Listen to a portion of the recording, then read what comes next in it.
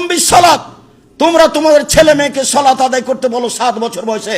PTA সালাত আদায় করা 10 বছর বয়সে। আফারিকুম বাইনাহুমিল মাজাজিদ, 10 বছর 12 বছর হলে বিছানা ভিন্ন করতে হবে, একসাথে থাকা হবে না।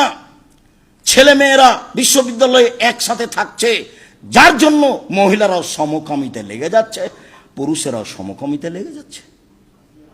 ও তো আল্লাহর নবীর আদেশকে মানেনি।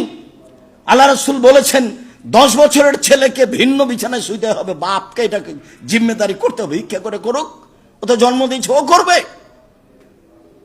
ভিক্ষা করে করবে কেন? মানুষের বাড়িতে কাজ করে করবে। মানুষের বাড়িতে কাজ করে করবে কেন?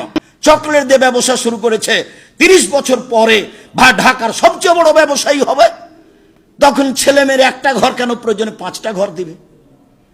বিছানা ভিন্ন করতে হবে 10 বছর বয়সে, এই কথাই ঠিক। আল্লাহ নবী বলছেন লাইবজুর রাজুল ইলা রাজুল ফি সাবিন ওয়াহিদ, একজন পুরুষ আরেকজন পুরুষের সাথে যেন এক কাপড়ে না থাকে, এক বিছানায় না থাকে। ওয়ালা তুবজিল মারাতুল মারাতে ফি সাবিন ওয়াহিদ, একজন মহিলা যেন আরেকজন মহিলার সাথে এক কাপড়ে এক বিছানায় না থাকে, এটা আদেশ। হাদিস বুখারী মুসলিম। আপনি কি বিবেচনা করবেন? এসব আলোচনা আপনি রাখবেন কোথায়?